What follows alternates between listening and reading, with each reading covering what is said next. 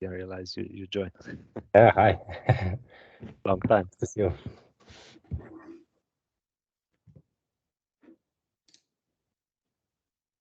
Okay, I started the recording.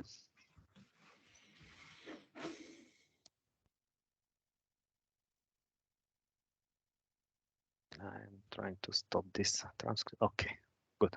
Okay. So first of all, let me know if you see my screen.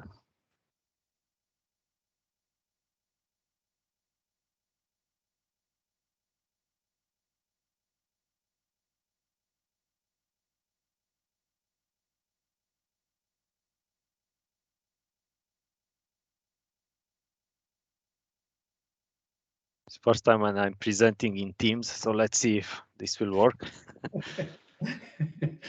Yes, it works. See if I can. Okay. So you can see my slides, right? Not the meeting notes. No, just the slides. Okay, great. So first of all, thank you everyone for joining the Transylvania Cloud Meetup.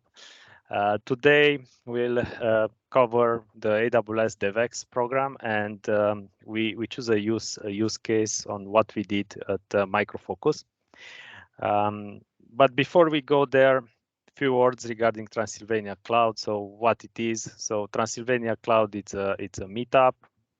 It's a group that we created in Cluj-Napoca in Romania, and the main intent is to learn and share knowledge related to cloud computing technology. Of course, we started in Cluj in Romania, but we extended and expanded, and then we have now participants from all over the world. So it will be interesting to to know from where you are joining. So if you if you can write in chat from where you are joining, that will be great. It will help just to connect the dots. And Slovenia, okay, nice.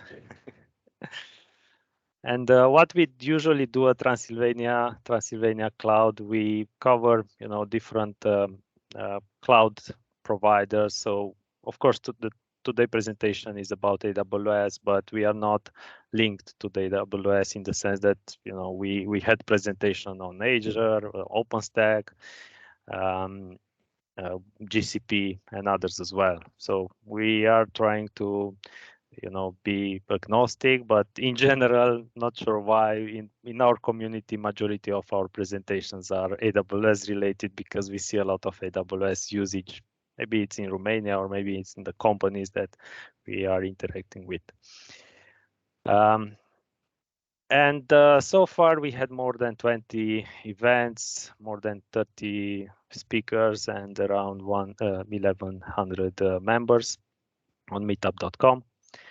And today I invited Ruben.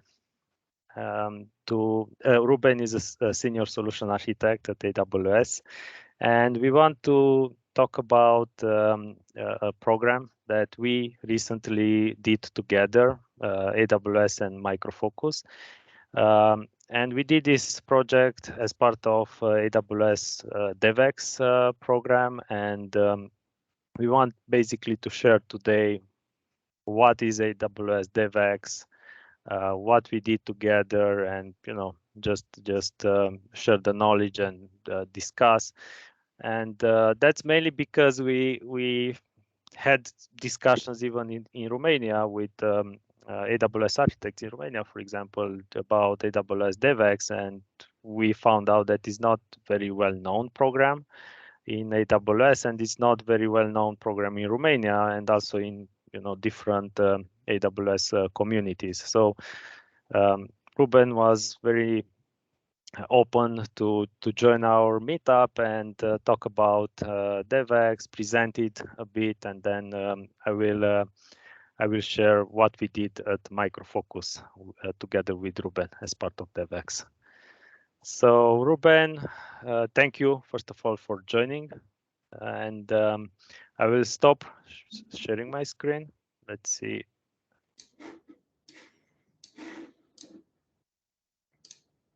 or maybe you can start directly presenting. All right. Okay. Let me try. It's the first time using Teams too. So. By the way, okay. Yeah. We can see your screen, Ruben. It works? Yeah. Marvelous. Wow. All right. Is it okay that I go ahead, Lucia? Yes. All Ruben. right. Very good. The stage is yours. So, hi, everyone. Very nice to meet you all. My name is Ruben Fonseca, as Lucian said, and I'm a senior solution architect at AWS. My background is in computer science, software engineering. Throughout the years, I've had many hats, I would say, both in the private and the public companies. And now I'm here today to talk to you about AWS and our DevAx program. My favorite programming language has been changing throughout the years, but lately my heart belongs to Golang. It's my favorite thing right now. But that's not what I'm going to talk today. Today, I want to talk a little bit about my team on AWS. And Developer Acceleration is a program that we run for customers that are looking for best practices in software development in the cloud. Our goal is to enable you to build applications faster, safer, and at a higher quality. But why are we doing this? The main reason is that, let's be honest, moving into the cloud can be hard. It can be scary. There are so many factors to consider, and most of the time it means thinking about the same problems that you and I had until now in a totally different way, or at least from a different perspective. Of course, most of us don't want to just move into the cloud, what we call lift and shift. We also want to start leveraging the benefits that the cloud provides. For instance, here on the first column, we have many people that have big monoliths and that they want to start to move into microservices. And to be honest, it can be hard to figure out where to start. How do I break the monolith? What's this thing called domain-driven design? Why is it important? Is it even a good idea to start with? Maybe it's not a good idea to break the monolith. What are the trade-offs? These are all questions that are not easy to answer. Then comes this thing called cloud native. It might be a new term, but these are services that are born in the cloud to be used in the cloud. And those provide things like elasticity, self-healing, better cost control, security, so many things that these services provide. You could leverage these services to start deploying to production like 100 times per day. But at the same time, people start asking, okay, how can I make sure that I know this is working?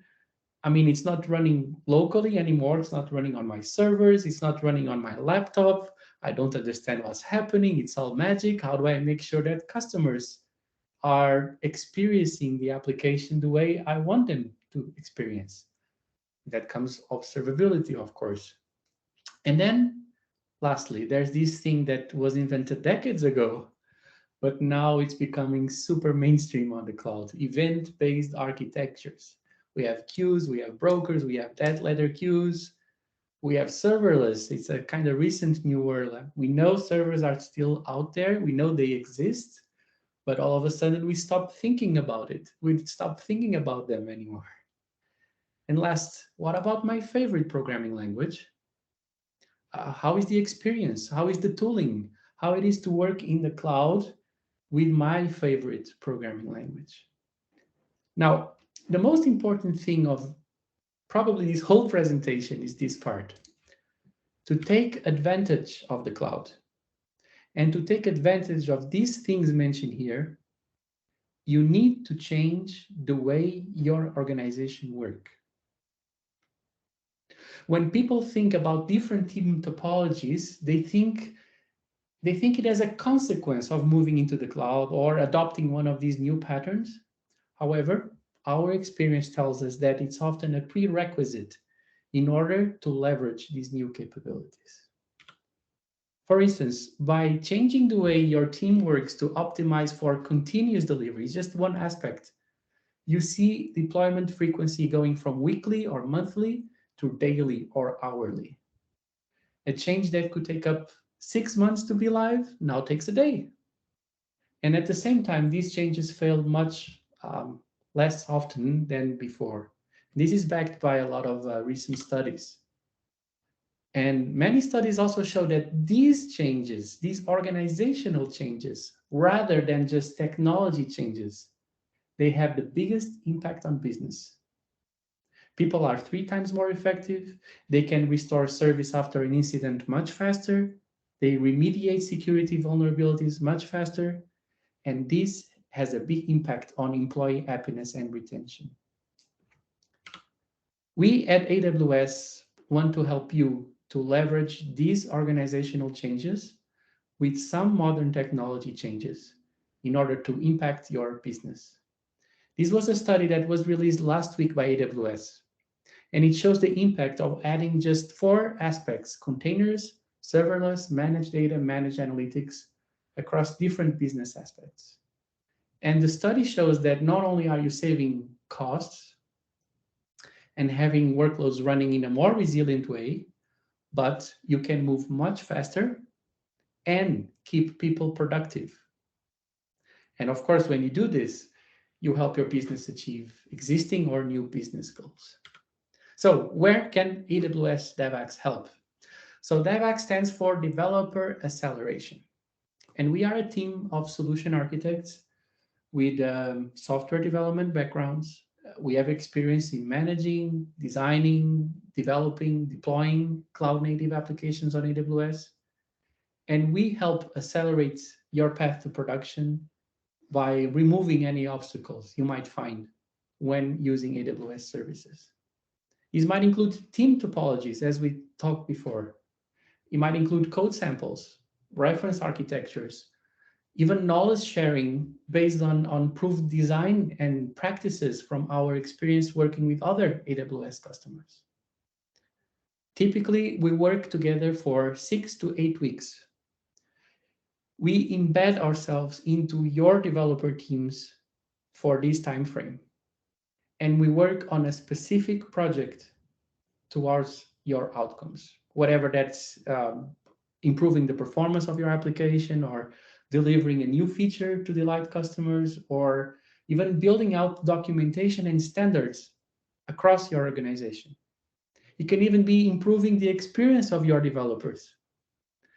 No matter what it is, our goal is to give you the skills to build a modern, production-ready application and to adapt your organization to this new way of doing things.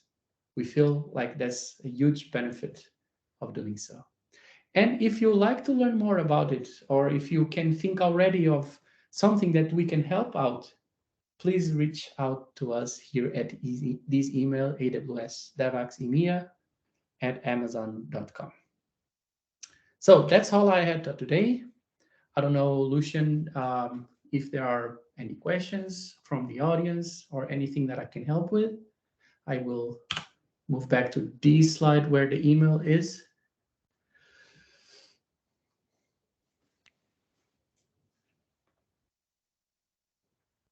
So first of all, Ruben, I really like the fact that, like, in 2 slides, you kind of summarize 2 books. so one book is the Accelerate book, and the second one is Team Topology book. So there are two reference books that actually very good books that I recommend to everyone to read. I think yeah, probably you have them there. I have them on my phone. But right here. Okay, so it's a great book. Yeah. Yeah, exactly. Not sure if you see my phone, but it's actually definitely here as well. So this is what why the meetups are good at in few minutes you get the summary of 2 books, so you don't need to spend a lot of time. So guys, if you have questions to Ruben, other than the books, I can paste the books in chat. But if you have any questions, don't be shy. Maybe one question from my side, Ruben. Yeah. What's the difference between professional services and developer acceleration? Yeah, very good. Thank you for that question. So professional services is more close to what you think when you think about consulting, where you have people that are actually writing code for you, and the code that they write for you, you take them into production. That's not what we do. We engage for these 6 to 8 weeks on a specific project, but we are not allowed to write code for you that you put live in production. We can provide you with code samples, with generic solutions that you can adapt, but we cannot write code for you. The other difference is also price-wise.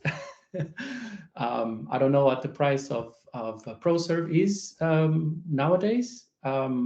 Our service, we provide our service for free for our AWS customers, and of course, it's something that you have to figure out with your account team.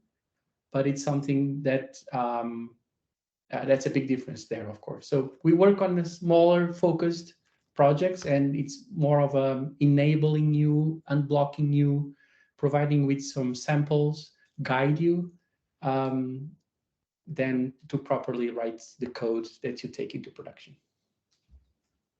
Okay, thank you. Yeah. And I also want to add a bit there, if I may. Of course, Ruben, you know the best how it is in AWS, but from a Micro Focus perspective, you know, being a customer, the type of engagement was different in the sense that with professional services and pre-sales, we usually discuss, you know, the architecture at a very high level or best practices, or usually the discussions at the well-architected best practices level, while DevAx was very hands-on, and we work together, like, you know, solving and delivery something to our customers. So it was like, you know, not necessarily just at the architecture level, but actually, you know, we worked together for a few weeks to deliver something. It may be similar in some professional services engagement, maybe. It's just that from my experience so far working with AWS, this was the main difference. Like, you know, we were actually like part of the same team, part of the delivery team. Yeah, makes sense.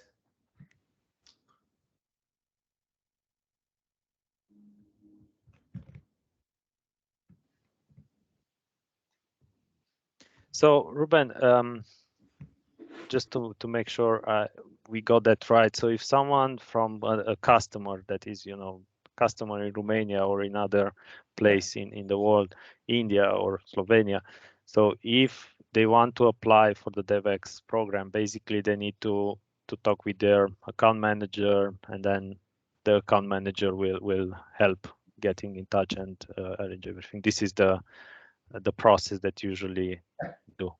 That's right. That's the process. We have, so of course, I work for DevAx EMEA, but we have a similar team on APJ, North America, and South America too. So we have teams around the world that do basically the same. Of course, the best way is to go through your account manager. If you don't know who that is, don't hesitate. Just send us an email anyway. We'll try to figure it out and work it with you. Of course, there's a qualification process, I would say, because not all of these use cases are good use cases for DevAx. We have a specific filter, I would say, that we go through to make sure that we can tie an engagement to these 6 to 8 weeks, and that we have a specific outcome at the end of this time frame. So we don't want to, we can't afford to stay with you for like a year or so working together with you. So we'll try to make as much impact as possible on this short time frame.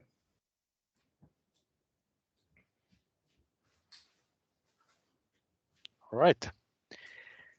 Any other questions from the audience?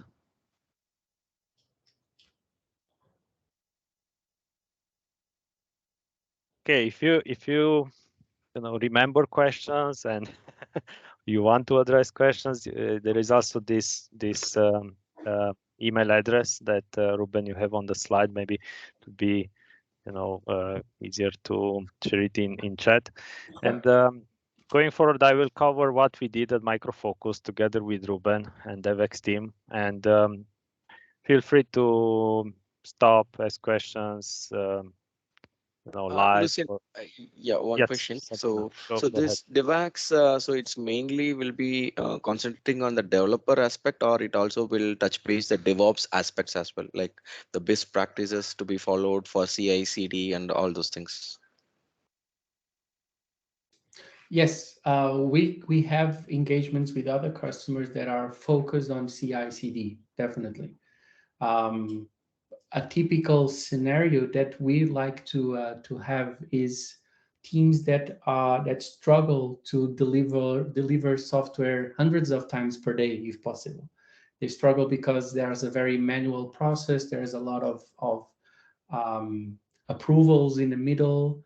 And this is a very good use case for us, that we help your team work together. Again, it's not only a technology problem, there's a lot of usually an organizational problem behind it, but it's definitely a kind of use case that we are used to work with. Okay, thanks, Ruben. One more question, like whether this DevOps always will try to promote the services which is provided by AWS, or it also will try to adapt the services or tools which we are currently using it and to make it much more best use of it. Of course. Yeah, that's a great question. we don't try to sell you anything. Actually, most of the time when we try to look into a problem and you already have a solution using other party or even another cloud, we don't care. It's not our job to say, hey, you have this in this software or this cloud, you have to switch for AWS. No, no, no. That's not what we do. We want you to be happy and to solve your problem. So when you have a problem, we might give you a couple of suggestions, but we don't force any technology. This is the first thing. The second thing is that in most of our engagement, this is our experience. We by the end of the engagement, usually you are saving costs compared to the beginning, usually. So at the end of our engagement, you are spending less money on AWS than you were in the beginning, because we help you optimize, and maybe we tell you, okay, you're using this service, but it really doesn't make sense, or it's doing too much. Maybe you can do it with just this or this other service, or with a, I don't know, smaller instance or something like that.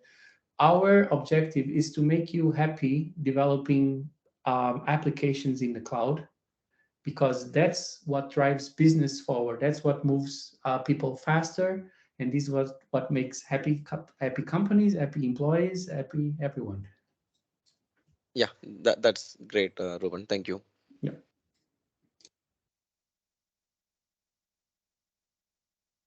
Okay, so let me share my screen then. So I'll present next what we did at Micro Focus, just for you to get a sense of, what a use case with DevAx. And basically, I'll cover what we did here.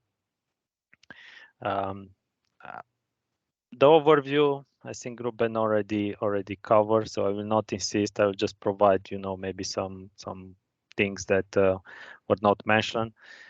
And then I will go over the phases that we went together. And basically, these are standard phases of the DevAx program. We have discovery phase, build phase, close up, and next steps. And I will present what we did in each phase. First of all, what it is, Ruben explained very well what it is. And I will not insist on this. Of course, like Ruben mentioned, it's very important to get in touch with account managers.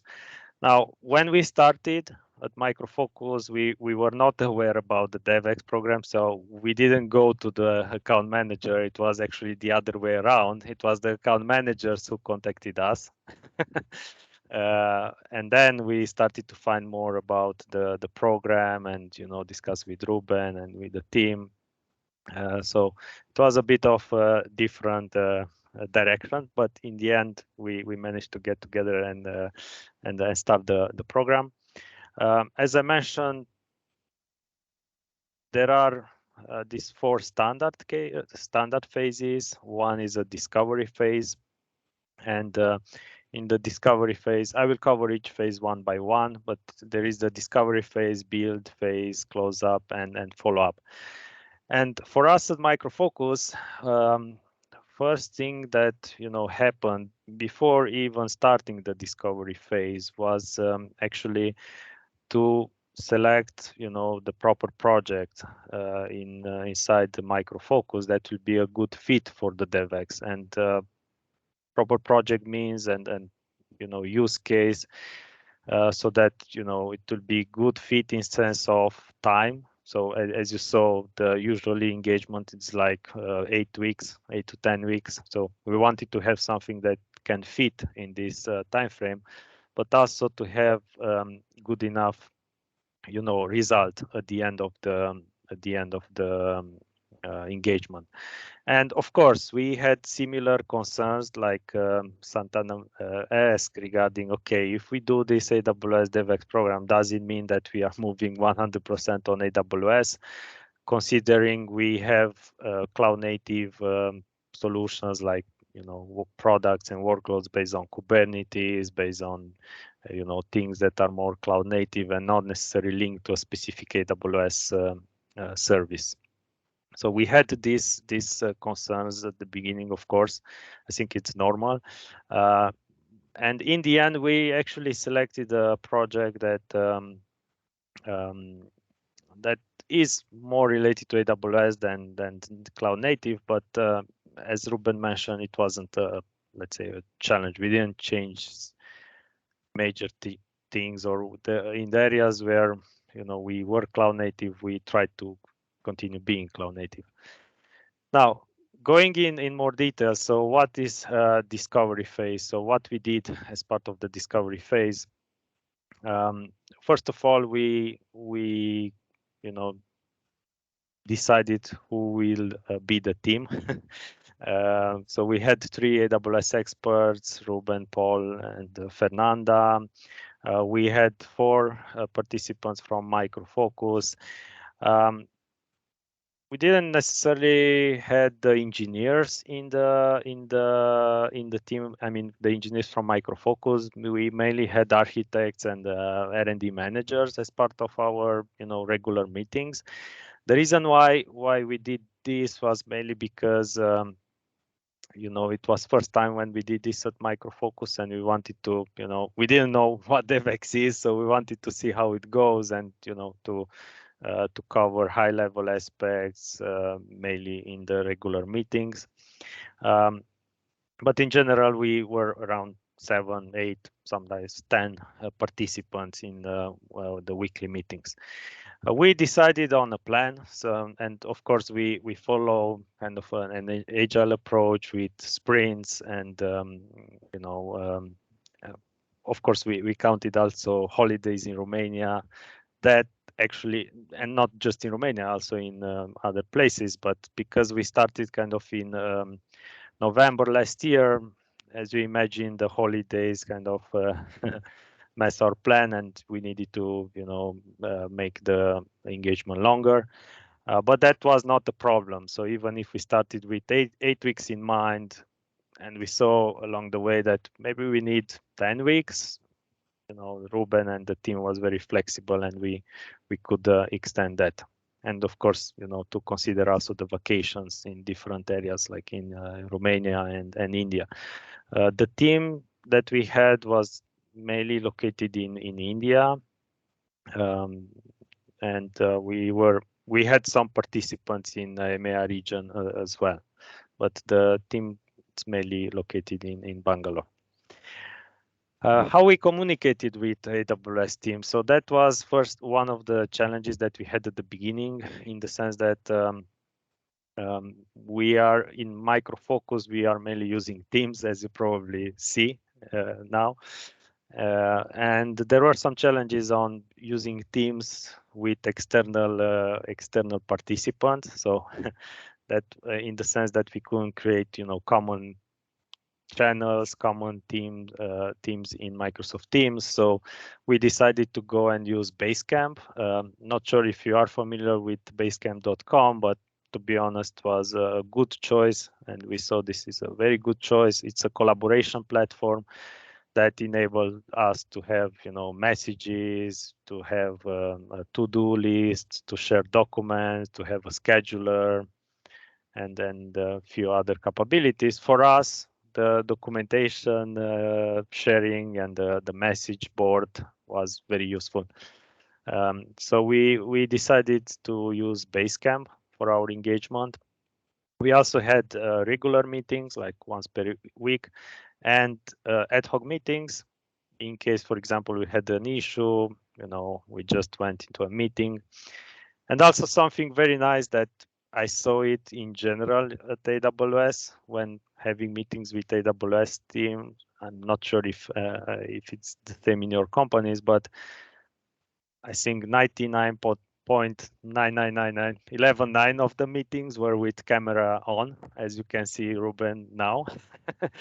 So it was very, very nice to have camera on meetings because, it creates different type of interaction and different energy in the meeting. So it was good practice, in my opinion, to have these meetings with camera on.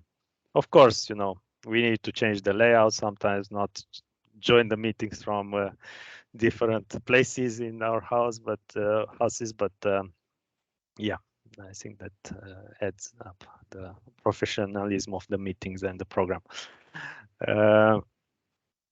Okay, and in terms of the use case, what we actually decided to do and what was the use case. So we have at Micro Focus, we have a portal that we call DocOps portal, and in this portal we store the documentation that is the documentation for majority of Micro Focus products. We have tens of products in Micro Focus and also SaaS.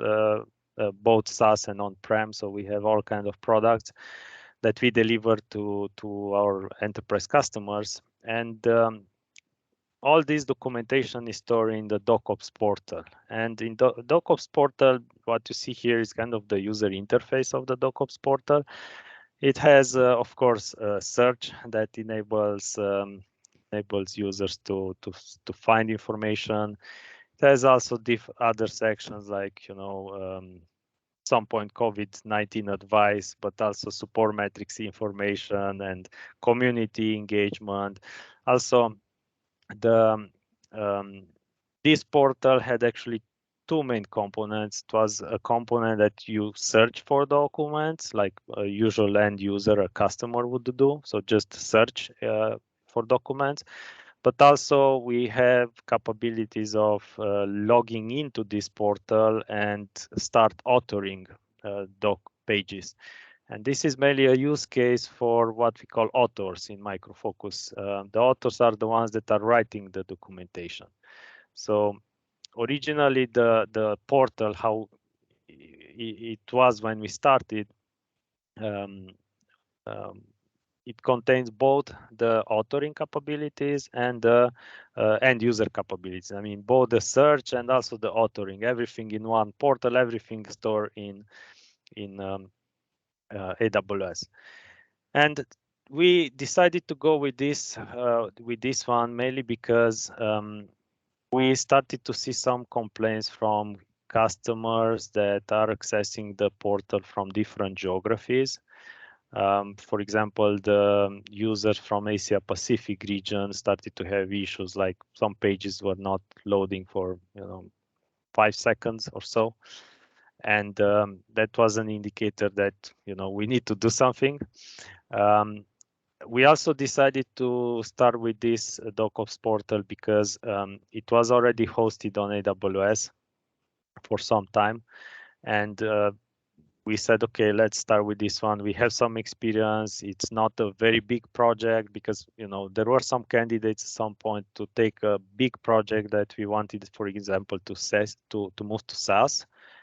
And we said, okay, but maybe that project is too big to for an 8 weeks engagement. So we consider DocOps portal a good enough use case for our engagement.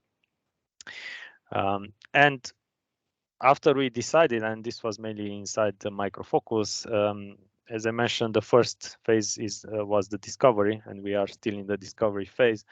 So what actually means the discovery? So we started to have meetings on what is the current architecture of the portal, so that we first understand the current architecture, and basically that requires for us to start discussing on slides like this one. So not sure if it's visible enough, but basically what is important to see here, of course we have CI/CD in place based on Jenkins, and we promote builds on AWS, but also in terms of infrastructure. So the workloads were mainly located in one AWS account, and in this AWS account, we had regions that are for development and regions that are for production. So that was the first, let's say, a break in the best practices that we are seeing in AWS, and not just in AWS documentation, to separate accounts and keep the developers away from the production account. So in this case, we use regions to separate between, a region for development, a region for production, and of course, we have RDS database that was multi-AZ. On top of that, several EC2 instances. I will not go over in details what those EC2 instances are doing, but basically those EC2 instances were behind a load balancer, and we use Route 53 to actually map the domain that to the ELB, and basically through the application load balancer, the end user would connect to the EC2 instances. And we also had, of course, CloudFormation in place, but the CloudFormation that we used to deploy this architecture was quite old, in the sense that some resources were drifted sorry, from the last time when we deploy. So we kind of had the challenge there with the CloudFormation templates. Also, the engineer who developed the CloudFormation originally left the company, so not everyone knew exactly what is inside. Of course, this CloudFormation was like 3,000 lines of JSON, so not necessarily in your preferred programming language, as Ruben mentioned. So yeah, we had some challenges here, as I mentioned. Of course, there are also some things in place like CI/CD and so on. But going back, as part of the discovery phase, was very important to understand what we are doing, what why we are using each and every service here, what we are trying to solve. And also very important was to get data, test data, in the sense that how can we measure the performance of our portal from different geographies across the world?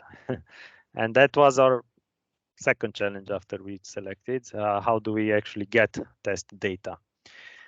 And basically the test that we wanted to get was, okay, considering this is hosted in a region, maybe Oregon region, how much time it takes for someone in China, for example, or on Singapore to load the pages and get the user experience. And we needed to get some data, so that we start with some data in mind, and then at the end of the engagement to see the results. And this is also something that I like very much at the engagement, and also at Ruben, the fact that AWS team always wanted to focus on on data first, and let's get some data and then discuss, right? So it wasn't like a theoretical discussions, let's use a service instead of another, and voila, everything will work fine. So we started with data. And in order to get the data, we actually started to use a product that is created by Micro Focus. It's called LoadRunner Cloud. And this LoadRunner Cloud product enables us to run tests from 10 geographies. Of course, there are more that we can do, but basically it enables us to do these tests, like start a test from different geographies, from different regions that were kind of doing the same. And based on this LoadRunner test results, we were able to measure, for example, some test results from different geographies. And you see here, hopefully you see, I'm not able to see very well, so I hope you are able to see, but there were some challenges from Mumbai, from Singapore, even from Frankfurt. And the numbers that you see here are not one page load. Basically, these tests that you see here are, we took the most popular 20 pages and we loaded them, and this is how we measured this number. So we indeed were able to validate what the customers were complaining about, the fact that if they are accessing from Singapore, they have issues, or from Mumbai they have issues.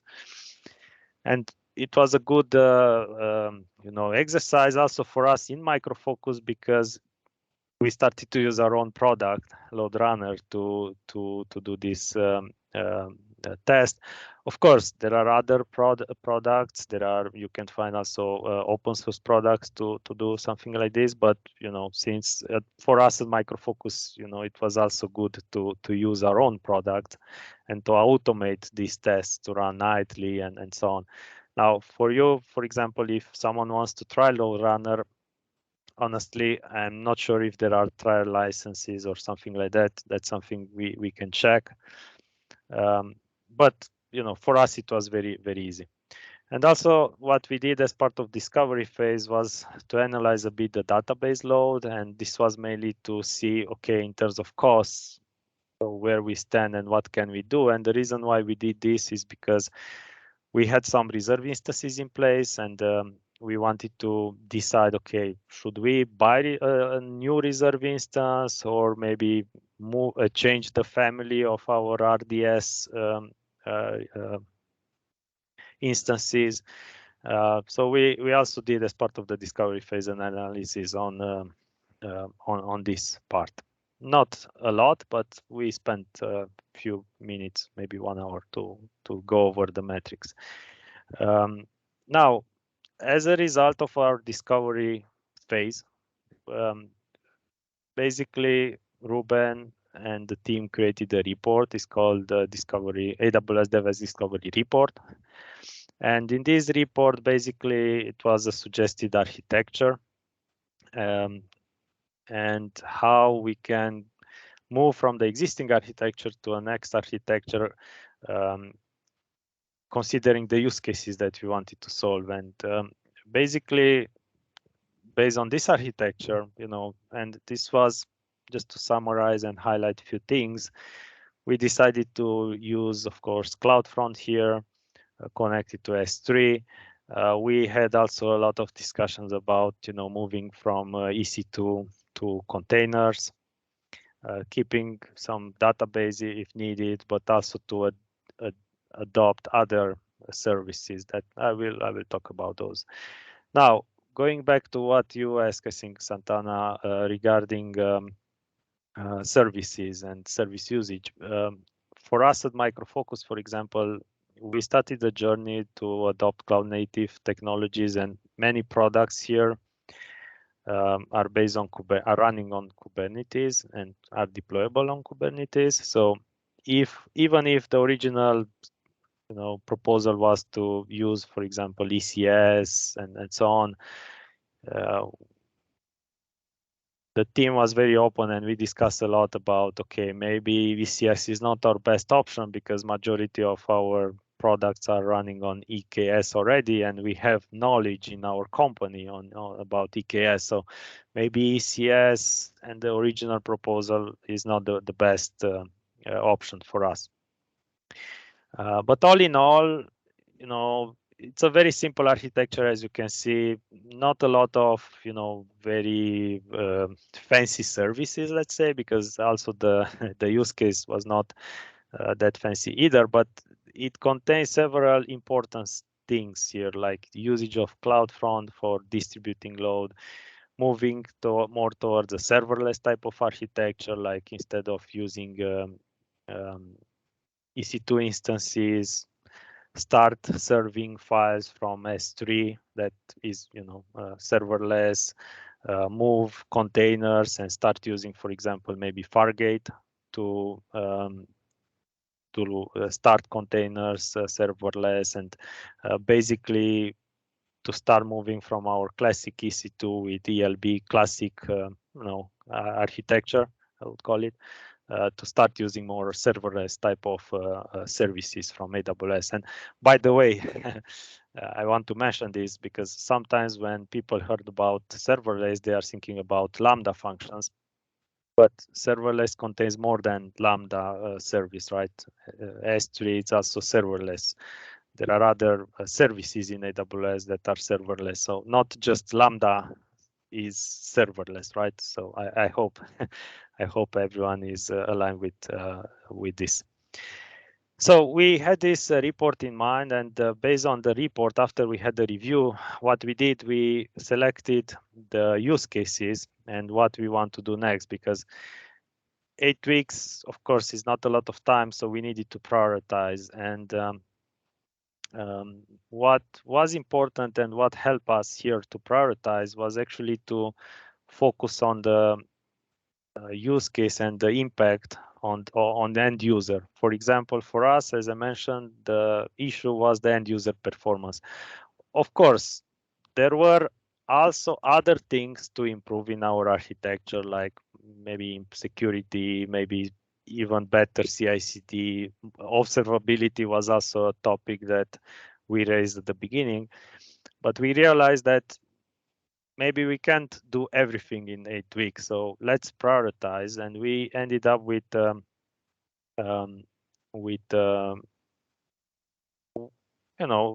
set of priorities like this one. So to start with, focusing on end user performance. So that means how we can improve and how we can present impact to our end users. And then, of course, security is also important, and also going next, the authoring performance, meaning the time it takes for someone that wants to create documentation. Of course, observability was also a topic. We said, okay, if we do this, that will be great. But if we don't cover this 100%, we will accept this as, still a success from our side. And we went to build phase. So in build phase, we actually started to implement, and we had regular weekly meetings with Ruben and the team. And we started with the performance part, and as you probably saw, the first thing was regarding CloudFront and how we distribute the load and how we cache our static files, our documentation pages in different geographies.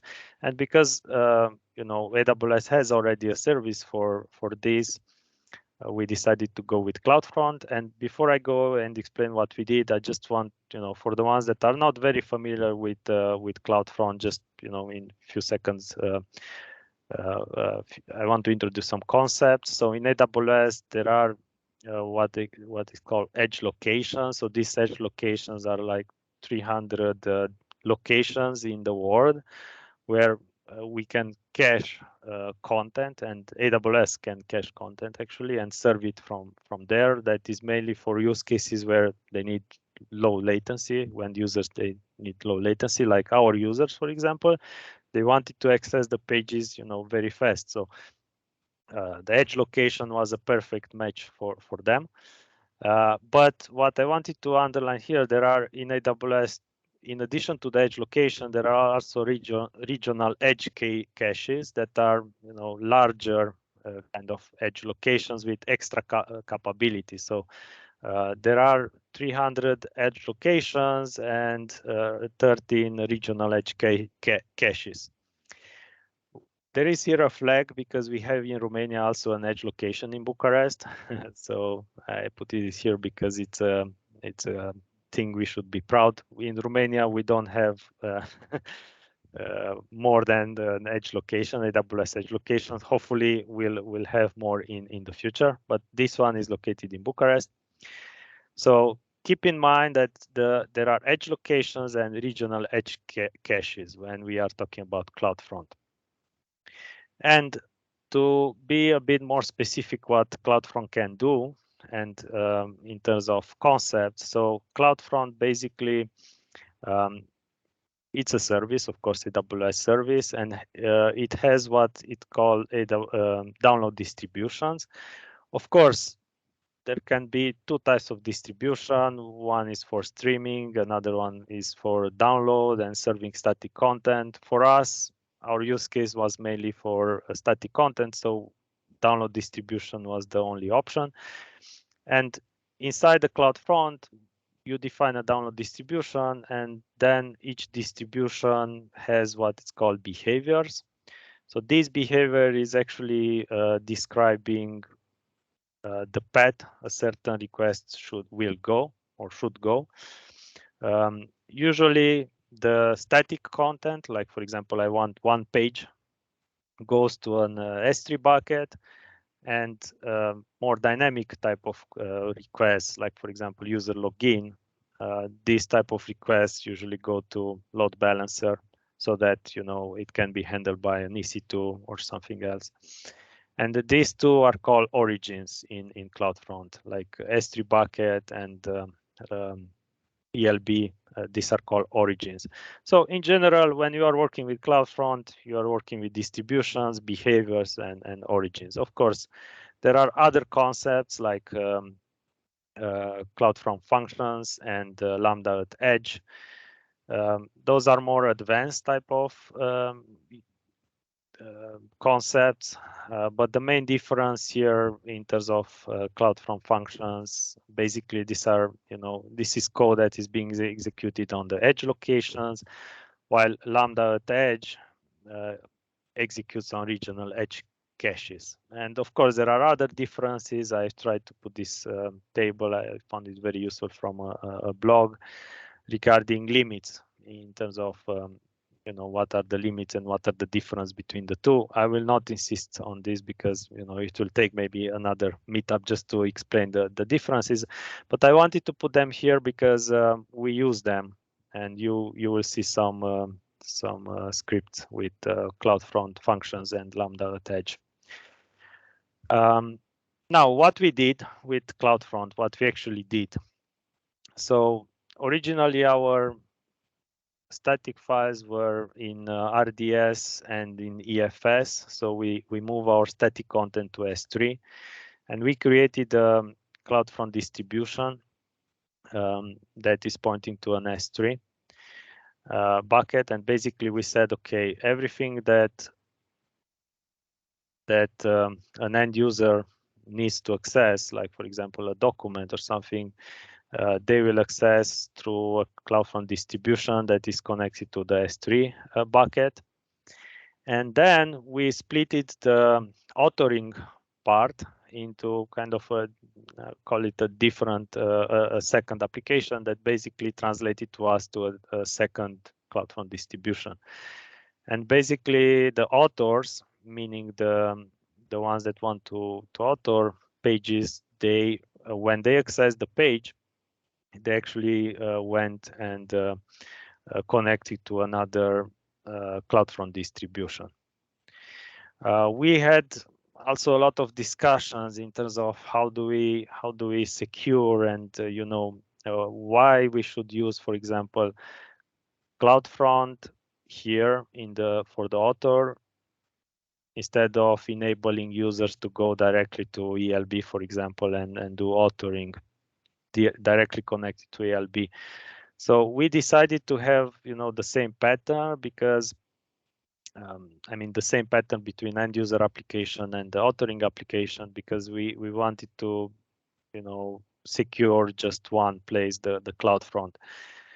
And we had also some challenges in terms of this pattern, in the sense that for example, when we enable this connection from CloudFront to application load balancer, one challenge that we had was how do we enable access to this ELB just only from the CloudFront distribution and not from other places, like for example from public internet or from other places, right? Because we wanted this connection to be secure. And that was something that we enabled through what is called CloudFront IP ranges. If you're not familiar, basically those IP ranges are actually the IPs of all the CloudFront distribution, all CloudFront edge locations. So we basically, through a Lambda function, we created security groups that enable access just from those IPs to this ELB. That was an interesting exercise. Because we needed to enable some limits, to increase some limits. If you don't know, but the limit of of security groups on the ELB, it's limited, so we needed to increase that limit. And through these IP ranges, that is a list of IPs that is refreshed periodically by AWS. We enable this automation on the ELB level. And of course, we also implemented AWS WAF. I have some notes on that as well. Now, before I continue to the next slides, are there any questions so far?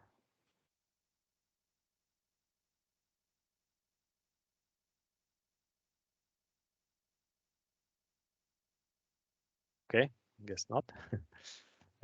Okay, what we did in addition to the CloudFront, we did a POC with CDK.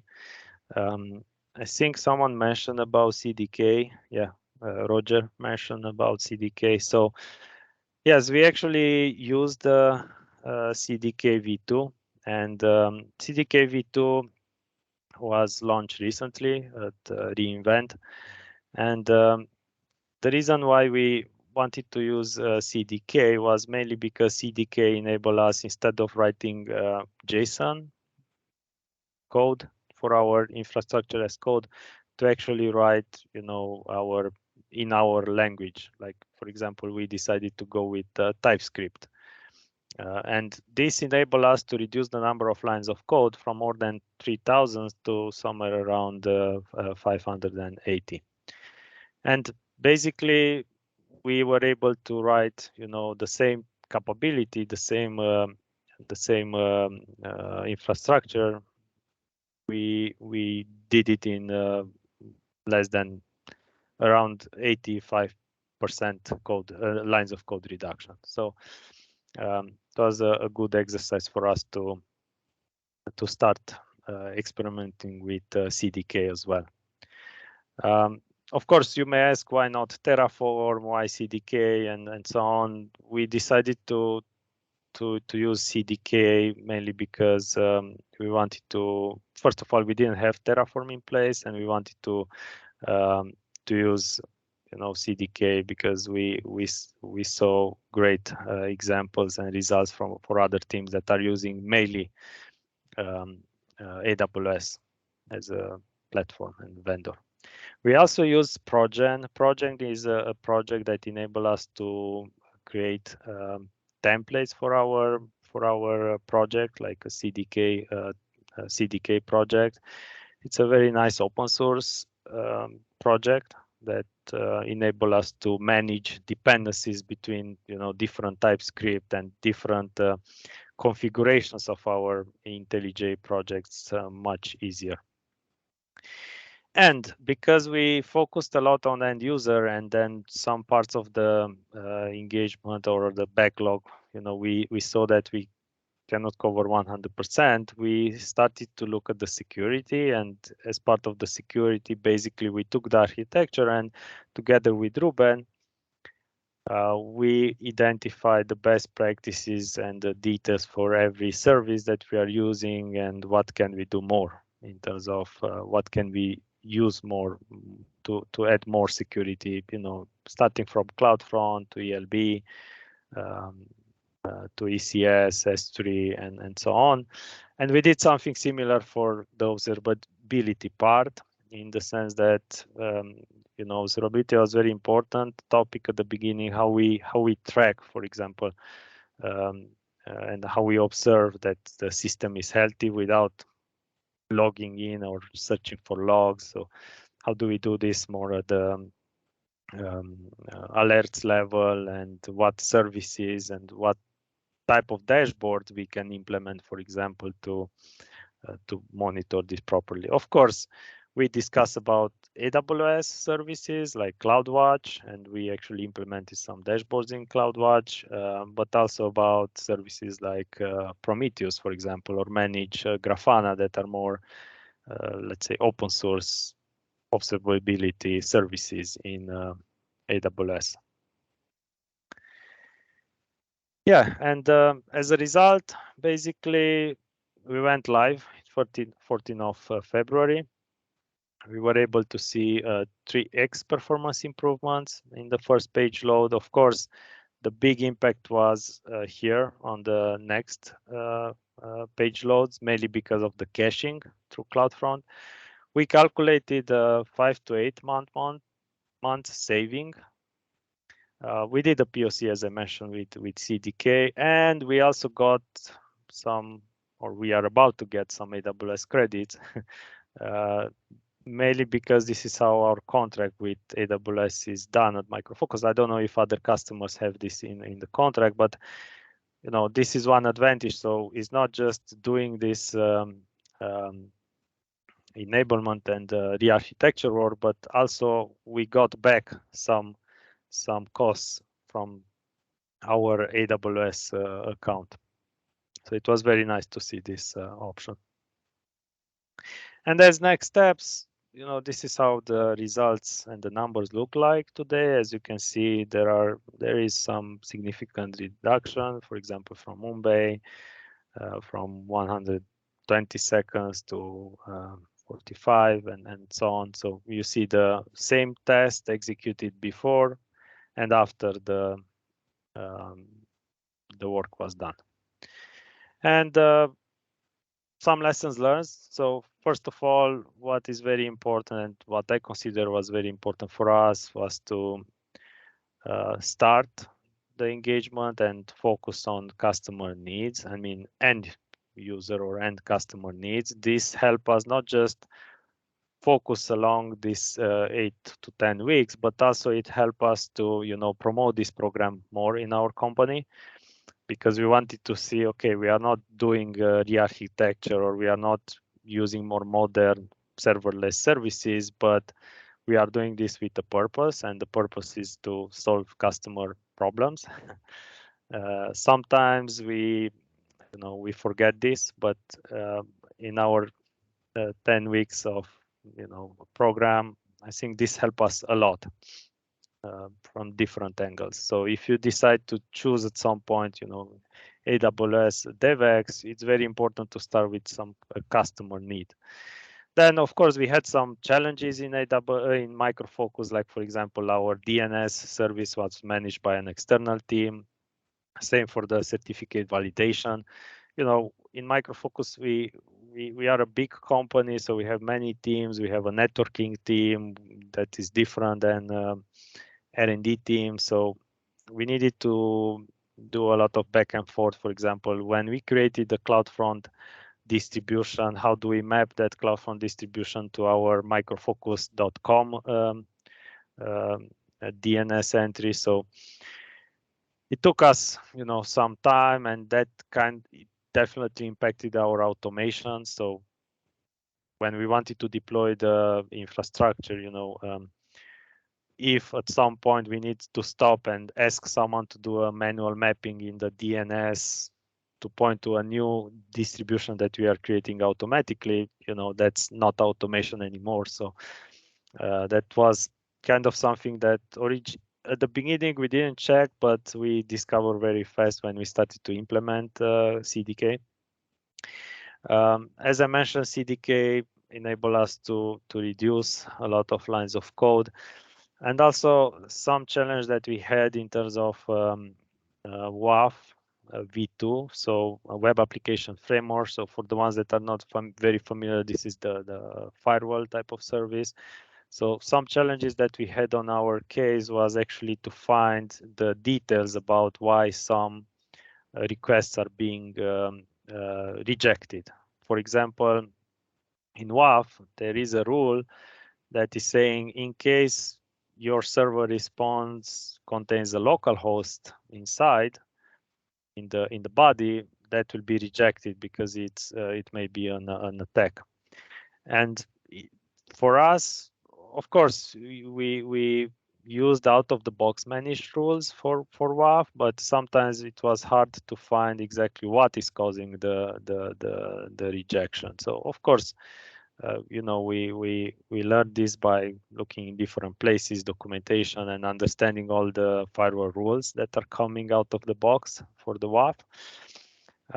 And also what we did in WAF, there is an option to not to mark a rule as counted, in the sense that if you don't want to be rejected, you can just mark it like a flag to say, okay, if next time when you see this problem, just count it, add an 1. And then based on that, we were able to not block the users, but actually, and also count the times that rule is being invoked. So, and of course, after that, we troubleshoot exactly what caused the issue. But yeah, it's something that it took us some time to enable, but it was very useful because in the end we were able to introduce some protection in our workload. And I talked already about CloudFront distributions, why we decided to protect and secure CloudFront versus ELB. So I will not insist on this anymore. What we still need to do next, there are some next steps for us. As I mentioned, we are still using different regions for different purposes. So we will split between dev and prod. We will also apply what is called CloudFront saving bundles. So this will enable us to save 30% of CloudFront costs. Basically, these saving bundles are kind of similar with saving plans that are the next generation after reserve instances. So if we can commit on a certain load for a certain time, we can get some savings. Of course, finalize the CDK v2. Also, if you remember, we originally did the IP, the filtering of edge locations based on IPs. Now, after reInvent, we saw a new capability that was launched that is called Manage Prefix List.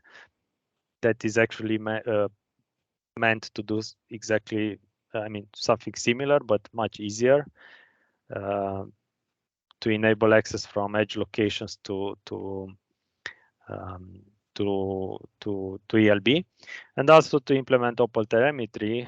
This is also a framework, open source framework that actually Ruben recommended.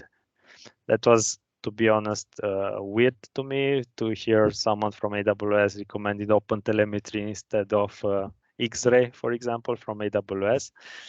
But the reason why it's so, because OpenTelemetry, for example, don't have so good support of PHP, for example, and we have some code in PHP. So yeah, to the original question, of using cloud AWS services versus open source, this is one case where it was actually the other way around. We got recommendations to use OpenTelemetry. And yeah, that's about it. I tried to summarize a bit what we did. I think it was very good engagement, at least from my feedback and from the team as well at Micro Focus. So we are looking to do more engagement like this one. And if you have any questions, I'm happy to answer.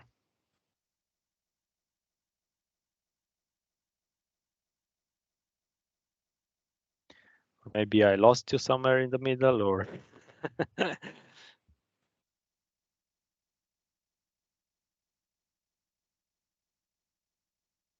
usually when people don't have questions, it means that it was either very good presentation or very bad. So I hope the first, of course. Okay, so if you have questions, feel free to ping me either in Microfocus or in meetup.com. Few closing words regarding Transylvania Cloud. I just want to share this with everyone.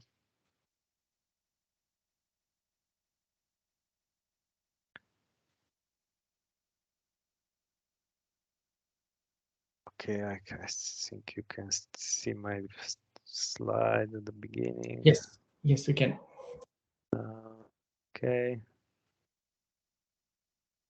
So regarding Transylvania Cloud, we have a call for speakers. So if you want to present anything, we have a Google form that is mainly for future speakers. We have some backlog for the next time, but if you want to present, I will share right now the form. Basically, presenting to a meetup like Transylvania Cloud also helps, the community, but also helps the presenter as well, because you have also a chance to be validated, to go and discuss about your, architecture and, get feedback from others. Maybe you are learning about a specific service and you want to present it. And, that's why we have this community. And then, of course, we have the meetup.com. So this is the main place. If you want to get in touch with the community, meetup.com, Transylvania Cloud. And we also have a Slack channel that is, we are discussing there. And we are discussing not just, technical things. For example, from time to time, we see there job posts related to cloud, of course. We don't have HR there, but if there are interesting jobs in Romania or around, we post them also in the Slack channel. We also discuss about new launches, like for example the Cloud Quest. If you are not familiar with AWS Cloud Quest, it's a very nice meta kind of solution or service by AWS. So it was launched, I think, 2 or 3 weeks ago. It's very nice. And yeah, basically these are the two main ways to get engaged. If you want to present or to get in touch with the community, you're more than welcome to join these two main channels. And with that, I want to thank you once again, Ruben, for presenting, and want to thank you everyone that stayed till the end. I hope you found something useful. And if you have any more questions, feel free to ask them now or